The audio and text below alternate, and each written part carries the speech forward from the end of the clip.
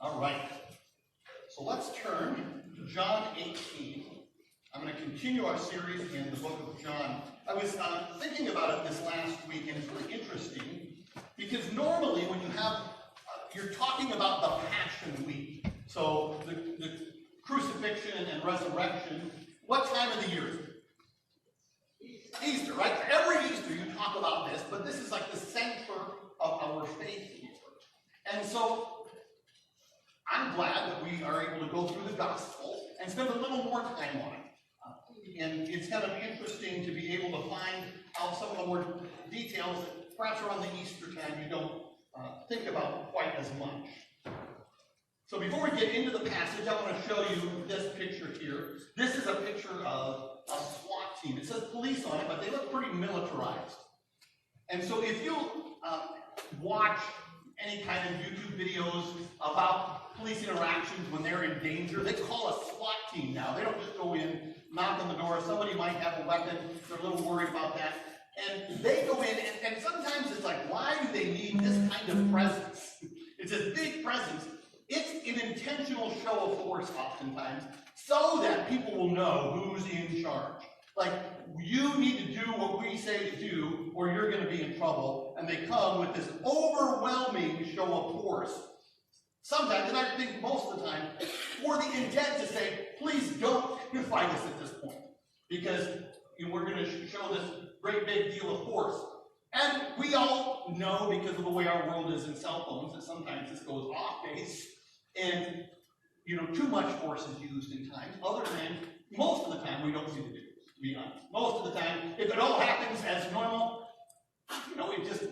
they go, they find somebody, they arrest them, and then the legal system is placed as it should. Well, today we're going to read about an arrest.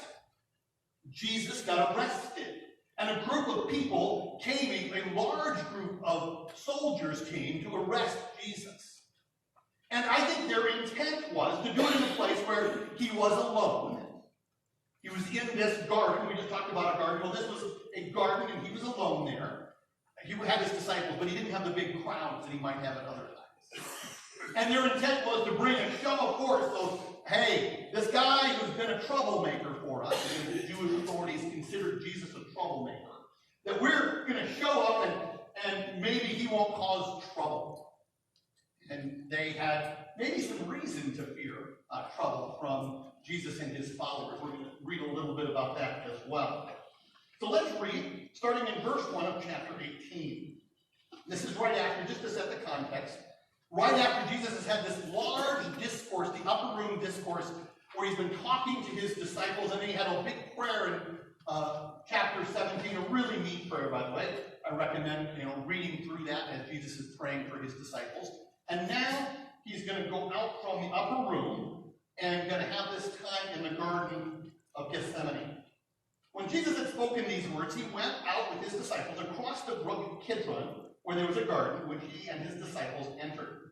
We don't get as much detail here as in some of the other Gospels. We're going to find that John has his own purposes. Each one of the Gospel writers has their own purpose. It doesn't mean that one is right and one is wrong. It's that, just like any historical account, people give you different parts of the account because they have a different purpose. They want to show or emphasize specific things in that account. And they went out of Jerusalem, the upper room where we would have had like communion established, the Last Supper, was in Jerusalem, and they had to go out of Jerusalem, down a valley, and up on the next hillside. There was a festival, the Passover festival happening. Lots and lots of people from outside of Jerusalem. Other Jews would come here for this large event kind of on the Jewish calendar. And it's likely that there maybe wasn't even room in Jerusalem for them to stay. They may have been camping out upon the hillside over here, for all we know. Now, because of that, because of so many people, they wouldn't necessarily, like the authorities, wouldn't know where Jesus was at all times. He wasn't in public. And so we see what happens next. Now, Judas, who betrayed him, also knew the place where Jesus often met there with his disciples. So Judas had been sent out before Jesus had given this big long talk to them. And he had been sent out because Jesus knew that he was going to betray him. He predicted that back in John 13. You can read, and we're going to talk a little bit more about Jesus and his knowledge here. the band of soldiers to that upper room in Jerusalem first. Jesus had already gone. Hey, he oftentimes goes to this garden over here. Maybe that's, again, a place where they're camping out. Let's go ahead and check over there. And so Judas, who has betrayed him to the Jewish authorities, does this. So Judas, having procured a band of soldiers and some officials from the chief priests and Pharisees, went there with lanterns and torches and weapons. So again, they were prepared for a fight. This might be a battle here that we have to go. There's going to be a few of these disciples that perhaps would be upset. And we don't read, again, the details. Judas in other Gospels came up and identified Jesus by giving him a kiss on the cheek and saying, that's the guy, go arrest him. But here in verse 4 it says, then Jesus, knowing all that would happen to him, came forward and said to them, whom do you seek? And so Jesus knew what was going to happen. He knew it before he sent Judas away. He knew it in the creation of the world. He had known these things. They answered him, Jesus of Nazareth. And Jesus said to them, I am he. Now, we're going to talk about, that's a pretty significant term. It doesn't really, it's ego eimi in the Greek. That means I am. And you think like, okay, he's Jesus of Nazareth. Yes. But guess what? That's also the Greek way, essentially, to say Yahweh, or the proper name of God. I am. So there's probably a double meaning that Jesus meant and that John is trying to convey to us here. Yes, I'm Jesus of Nazareth. And this word, this phraseology has been used throughout the book of John to help us understand who Jesus really is, who he said he is. When he says, I am he, what happens? This group, militarized group that's come to arrest him, they drew back and fell to the ground. That's an amazing thing. This big group, boom, they fall to the ground. So he asked them, whom do you seek? And they said, Jesus of Nazareth. And Jesus told them, I told you that I am he. So if you seek me, let these men go. This was to fulfill the word that he has spoken. Of those whom you gave me, I have not lost one. He is looking out for his disciples right here. Even in the midst of getting arrested, he's saying, I want to make sure that my disciples, I'm taking care of them so they don't get arrested. Only take me. Peter wasn't okay with that. You know, he was following Jesus, and he was like really into, Jesus is my guy, and he brought a sword along. And so Simon Peter, and earlier in the night, said, like, I would not let anything happen to you, Jesus. And he's going to try to live this out right now. And so he's ready for the fight. And Simon Peter, having the sword, drew it and struck the high priest's servant and cut off his right ear. The servant's name was Malchus. Excuse me. Then Jesus said to Peter, put your sword into its sheath. Should I not drink the cup that the Father has given me? We learned a couple things here. First of all, that they knew the name of this servant. Somebody found out the name of this guy. And maybe it is John. We learn in just a second that John had some connections in the high priest among them. We kind of think of the disciples sometimes as these lowly guys, and they did, but they were tradesmen, and they actually had some connection to Jerusalem. And it's likely that John himself knew some people among the Jewish leaders. So he knew this guy's name. One thing we don't see in John's account here, because he's not focusing on this, he's focusing on Jesus' knowledge.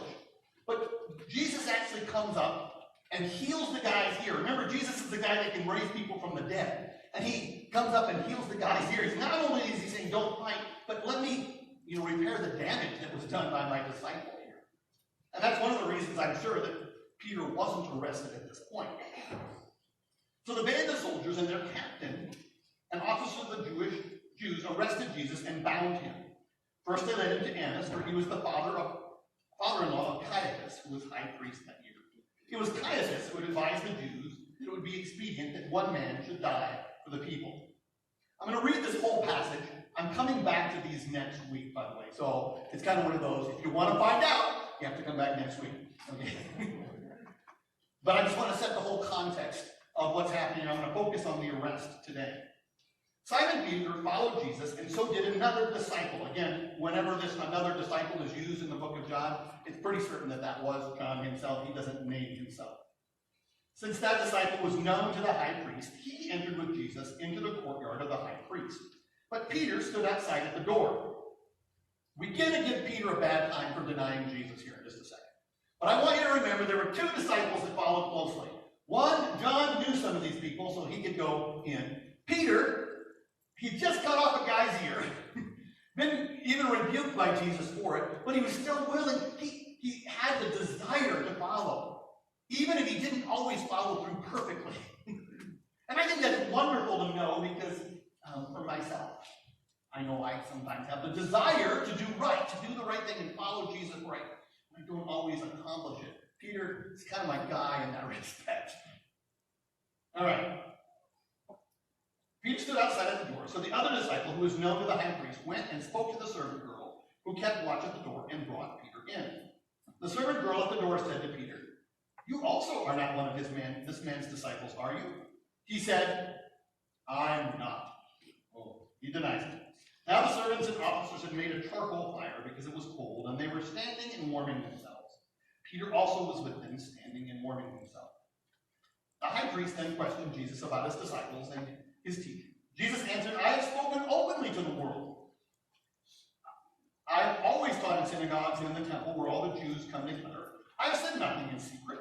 Why do you ask me? Ask those who heard me what I said to them. They know what I said." When he had said these things, one of the officers standing by struck Jesus with his hand, saying, "Is that how you answer the high priest?" Jesus answered him, "If what I said is wrong, bear witness about the wrong. But if what I said is right, why do you strike me?" Annas then sent him bound to Caiaphas, the high priest. I'm going to just comment real quickly. Why did they arrest him at night? Why is this all happening basically in secret? Because they could not legitimately accuse him. This is an illegitimate, unjust trial, even according to their own system, their Jewish system. And so they arrest him at night, they bring him in, and they have some trumped up charges, and he's saying, exactly what are you arresting me for? Even though this is a plan from the Father, he's pointing out, this is still unjust. You don't have the legal right to do this, even in your own system. Now Simon Peter was standing and warming, so one of them said, "You also are not one of his disciples." He denied it and said, "I am not." We're going to go on to 27. One of the servants of the high priest, the relative of the man whose ear Peter had cut off, asked, "Did I not see you in the garden with him?" Peter again denied it, and at once a rooster crowed, which is exactly what Jesus had predicted a few chapters before. We saw that Jesus said, "You're going to deny me 3 times before the rooster crows." And again, in other accounts, we know that Peter immediately repents. He hears the rooster crow, and he knows what he has done. And he goes outside the city walls and he weeps because he knows he did exactly what Jesus predicted he would do. So now I want to talk about some unique things in this passage. We're in a historical account here.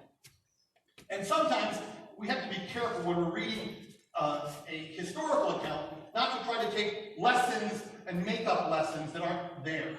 But the histories are told for a reason. He includes certain details and leaves other details out for a specific reason. And John repeats a lot of these lessons. So the lessons that we're going to learn today aren't necessarily new. As a matter of fact, I preached on the betrayal and denial in chapter 13. We actually see this contrast between Judas and Peter lined up when Jesus predicts, Judas, you're going to betray me. Peter, you're going to deny me. And now we have a chapter where what? Judas betrays him and Peter denies him. It's a repeat of the same theme. It's actually living this out. And so we see some lessons, and we're going to learn about Jesus in a very practical way. As he's arrested, we see these things about him. And the first thing that we learn about Jesus is that he knows who he is. When he says, "I am he," he's saying, yes, I am Jesus of Nazareth. I am the man that you're looking for. So he's a real man. He really lived in history. And he was from the town of Nazareth, where he grew up. And so that's the guy they're looking for. But throughout the book, it's really clear that he's also saying, I am connected with God. What's the very first verse in the book? In the beginning was the Word, and the Word was with God, and the Word was God. And then a little bit later in that chapter, it identifies the Word as Jesus. John is making the specific point that Jesus knew that he was God. And when he does this, what happens? The people fall back. Just saying, anybody else saying, I am, I mean, if you say that word, do people fall back? No. But because he's identifying himself as God, he knew who he was. And because of that, it gave him confidence in the moment. Like he knew what was going to happen. He knew who he was in this moment. In fact, he was in control of himself and even the events that were happening right here. Now, what difference does this make to us? It makes a difference that Jesus was sure of himself. He'd been saying this, and he proved it by his actions. He didn't shrink back from this thing. I mean, even in the garden, he'd been, right before this, we know from some other gospel accounts, that what had he been doing? He'd been praying, and he's like, this is going to be hard, Father. Man, if it's possible, take this cup from me, but your will be done. I'm willing in the midst of this hard thing. So we sang that song. I'm not sure I've ever sung that hymn before. And it was the one written by Eric's whatever uncle. Okay? But what was it saying? Thank you for, and it was a bunch of good things and bad things. Jesus knew the bad was coming here. This was going to be the hardest moment of his life, and yet because he was sure of himself, he could stand there. He models for us that knowing who you are can make a difference in hard circumstances. Now, we're different than Jesus in this respect. We do not define ourselves. We can't stand up and say, I am he. No. So what do we have to do? Because we are finite, we define ourselves by, sometimes it's family or place or nation. We just had July 4th, and we found an American. I'm from, Nebraska. Got a big N on my chest, and that's how people know it. I wear red clothing, right? And so I'm from here, or I'm a dad, I'm a mom, I'm part of this family. There's great heritage sometimes that you have. And those aren't necessarily bad, but all of those things will fail. Jesus was primarily defined by his relationship with the Father, which signified his eternal deity. He had been with the Father before he was ever here. For us, the good things that we have are temporary. So our primary identity then needs to be found in the Lord. Whatever else you identify with, you need to have your primary identity in Jesus first. Because in the hard times, the question is going to be asked, how will you be defined? I always think back to Richard Vermont, and he has a book called Tortured for Christ, and so when he was in prison, and the communists were torturing him and making fun of him because he believed in a God and they were atheists. And he was able to stand up to the torture. They said, we're going to torture you. And he says, well, then I can praise God in the midst of the pain and the torture, and I can give him the glory in the midst of suffering. And they're like, then we'll kill you. And he says, great, then I get to go be with Jesus. And his communist guards were like, what can we do to this guy? Why? Because he knew who he was. And he knew he was secure in Christ no matter what happened, even if there's nothing else around. So my question for you is, will your identity stand up when the hard things come? Jesus knew who he was, and he was secure for all eternity. Now, does your identity make a difference? This is a picture of Brian Shaw. Brian is pretty cool. He is 6'8". I think he weighs over 400 pounds. And he does these strongman competitions. Has won the world's strongest man competition at least twice, maybe more. And this is an Atlas stone that he's picking up. This stone, I don't know how, it's hundreds of pounds, and it's just raw weight that you have to pick up and then get over a bar. That's the test of strength. And they have different size stones that you move up. It's incredible when you watch these guys do this sort of thing. Now, if I walk up to a stone that weighs, 300 pounds, and it's just raw weight, I can tell you right now that that stone will not leave the ground. Okay? I know myself. I used to be stronger than I am now. I still got some old man strength, but my legs are gone, right? But at no time in my life was that stone ever going to leave the ground if I come up to it. But Brian knows who he is, and he can walk up with that stone, and because he has this massive training that he does, he can go up and he can grab the stone and he lifts it and kind of rolls it up his leg like this. And then he takes a big tummy, and I got that at least. But then he can like lift it up and over. I don't know if it would do any good in that case. Because Jesus knew who he was, he knew his own power. And so we see that his power comes out in this passage. Just the mention of who he was caused them to fall back. Now, Peter shows up here, right? So Peter's like, hey, let's go for a fight. Jesus is the Messiah. I believe he's the Jewish Messiah. He didn't fully understand what that meant. Didn't understand that he needed to be saved on the inside before the externals were going to be changed. That Jesus came to transform the individuals and bring us to God individually before he transformed the world. And so therefore, he's going to fight. But Jesus never needed that. Jesus knew who he was. If Jesus had wanted to, he could have wiped them all out. Boom. It would have been gone. At a word. And we know this because when he comes back, that's exactly what happens. In the book of Revelation, it says he comes back, and the sword is just the word coming. And with the word, he's going to wipe out the nations. He could have done that here. He knew that. He chose not to at this time. People on the cross even, they were mocking him. God hanging on the cross and getting mocked. And he could have called down fire and wiped them all out at any time. We see that in the Old Testament. We see that in the final judgment. That will happen, that has happened. But in this point, he's doing what is necessary to save our souls. He is in control of the moment. So what do we need? How can we apply this to our lives? First of all, we need to rely on Jesus. And this is really hard for me because, again, like Peter, I want to rush in and do the thing myself. As a matter of fact, when there's a problem, when I have a problem, I don't know about you, but my first instinct is fix it. What do I need to do to fix it? And I'm not saying we shouldn't try. Like, God has given us gifts. And we should use those gifts and resources as much as we can. But my first instinct should be to go to him and acknowledge that he's in control. And that whatever happens, Lord, you're in control. Have you ever gotten a phone call? It's bad news. And you're like, I can't fix that. That thing is over. Somebody just died in a car wreck. I remember that phone call from my mother when I heard about my brother-in-law passing away in a fire wreck. She was just hung in the moment.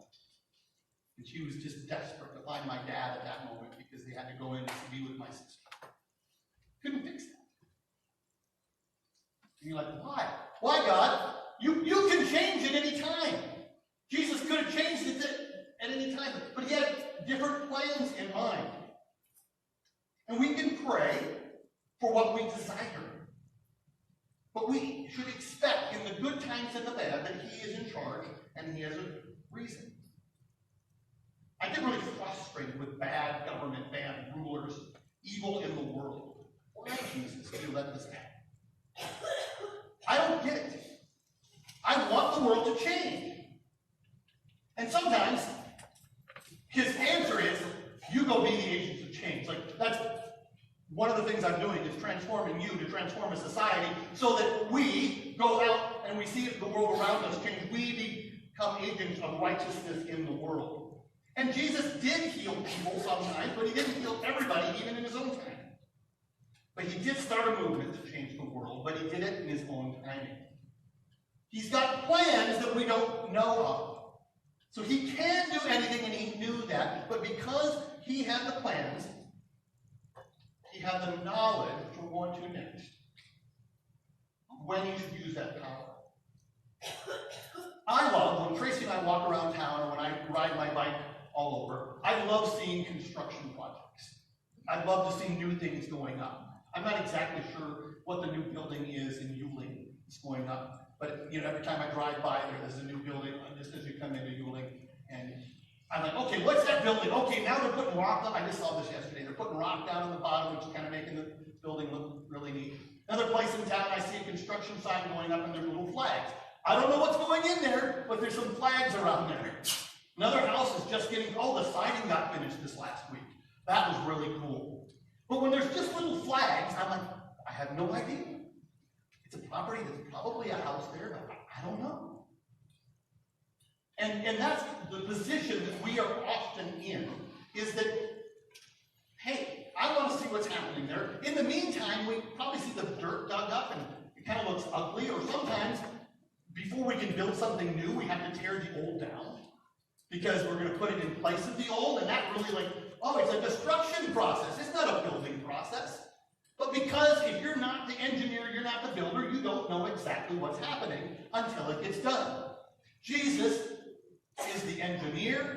He's the creator of all of it. He knew what was happening. And so therefore, he could move forward because he's actually building his church. He's building for eternity right now. Jesus knew what was coming. He knew Judas would betray him, and that would be part of the process of our salvation.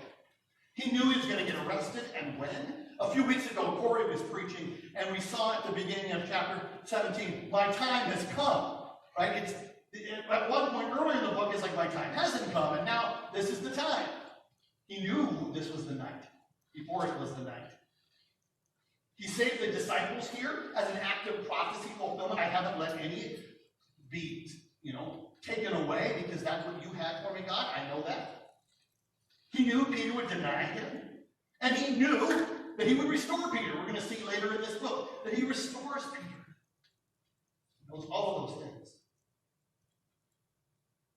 So, do you know what's going to happen next in life? At the next election? At the next terrorist attack? At the next economic downturn? Do you know? No, not totally. I don't know totally. And I can look at my Bible and I can think, well, God has revealed some things about the future. And we can look at some of the passages that talk about the end times. And many times we can look around us, and if you read the book of Revelation, or you read Daniel, or you read in Thessalonians, or some of the Gospels even, there's going to be wars and rumors of wars and disease and earthquakes, and you think, is that now? Are we in the end times? Maybe. But one of my issues, as a history major, I remember this one in particular. I was studying in the Middle Ages when the plague came. And when, 50% of your town died because of the Black Death, do you think they thought it was the end times right then? They're like, this is it right now. Everybody's dying. And it didn't happen right then. Could we be right now in the very end times? Absolutely. I believe that we're closer now than we were. That's right. So, well, what do we do with that information? I think we do with the information, we go, I'm going to trust my Lord in the good times and the bad times. And if this is the end times and he's coming back, I'm praying, come, Lord Jesus, come. I would love for the evil to be done in this world. I'd love for the evil to be done in my own heart, to be not having to struggle in certain areas. But we don't know. And so right now, we have to say, hey, Jesus is God. He's got the power to do what he needs to. He knows what the future holds. And so I have to trust him in hope. Sometimes I think we need to be a little bit like the disciples. We get into crisis, and in the moment we take things into our own hands. We try to figure it out, and we get all confused. Like, what's happening, God? I don't get it. I thought you were going to do this thing. I had a plan in my mind for life, and like the kingdom is coming. I'm following the king, and right now it just doesn't seem to be happening that way. But he transforms them, so these scared little boys that run away become men that stand up and can take persecution, and he promises them that it's going to happen. They're going to go through, literally follow Jesus into the same sort of persecution and harm, because they do have the hope. They come to the knowledge of who he really is. Why do they begin to believe him? Because he shows them not just that he's big and powerful and knowledgeable, but in fact that he loves them. He shows love even in the process of getting arrested. No, take me, don't take them. He shows love in the fact that he came to die at this moment. They didn't get it, that this is necessary for our sins. to be taken away. He's got to die on a cross and take the punishment that we deserve. That's love. It's an incredible love that we don't understand until we go through that. And get that I have sinned that needs to be forgiven, and he did this for me and for you. I don't think we learn to trust Jesus just because he's big and powerful and he knows the future. Ultimately, we learn to trust him because we learn to get that he loves us. I was reading a book by Neil Shendy called Why I Believe, a book, kind of an apologetics book about why he believes in God. But at the very end of the book, he says, all of these arguments for who God is and who Jesus is, it won't make a difference until it becomes personal to you. The vast majority of people don't read a list of arguments and say, I'm going to believe that, and now I'm going to become a Christian. Instead, they see the evil in their own heart, the sin in their own heart, that they need redemption. And then they see a God who loves them, that there's a solution, that Jesus came and provided the solution on the cross and through the resurrection. Because he loves us, he gives us new life. And that's the thing that makes the difference. Even in the middle of the hardest thing, he's looking out for his disciples. And we know from chapter 17 when he prayed, he wasn't just thinking about those 11. He was thinking about all those who would hear this very message and believe. He was thinking about you and me right here. Even as he was getting arrested right there. He loved you. We can take a look at Peter. Did he understand who Jesus was? Kind of, but not really yet. Did he trust in Jesus' power? I mean, he had seen Jesus calm storms, raise people from the dead, and yet he still brought a sword along to fight. So, not fully. Did he understand and trust Jesus about the future? No, he ended up denying Jesus in our very passage. But does Jesus love him anyway? Yeah. Jesus went to the cross for him, allowed himself to get arrested and beaten, and even reinstates Peter. This is a picture of the Shroud of Turin, the burial cloth of someone who was crucified. Been around for hundreds of years. This is the front and the back. I believe there's pretty good evidence this is actually the burial cloth of Jesus. My faith doesn't rest on whether it is or not. But just was watching a video on this last week, and really fairly good evidence. One of the things about this, if not Jesus, it's somebody very like Jesus, somebody who was crucified. They can see the wounds, actually right here on the hands. They can see lots of different wounds where he would have been bleeding on the head. They see a wound on the side where a spear might have gone in. But beyond that, there's over 130 other wounds that they can see where there was bleeding from this person who was crucified. This person was whipped.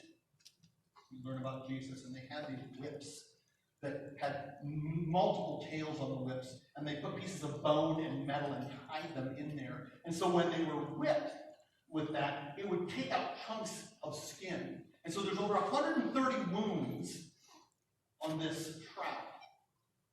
Whether that's Jesus or not, it gives us an indication of what Jesus would have gone through. A perfectly innocent man that didn't have to. He had power, all the power literally in the universe. He could have avoided that, but he did not. Why? Because he loved those 11 and all those who would hear the message that they shared and follow Jesus just the same. He loves us like that. Who's in charge? Jesus was in charge even of his own arrest, torture, death. And he went there for you and me. Do you trust him? Do I trust him? On a day-to-day basis, I want to learn to trust him more and more. Because I'm kind of like Peter. Those other disciples, sometimes I run away entirely. Other times I mess up and I have to come back. And he still loves me. He's in the process of redeeming those who trust him. Let's pray. Dear Jesus, I thank you for loving me like this. And I don't get it. I don't have that kind of love yet. But you're incredible. You are God. You can handle everything. I pray I would learn to trust you more and more every day. Lord, I pray for those here that they would believe in you, that you really are who you said you are, and that you proved it by going to the cross, but not staying in that grave, but rising again. Thank you for your love. May your love be personal to us. In your precious name.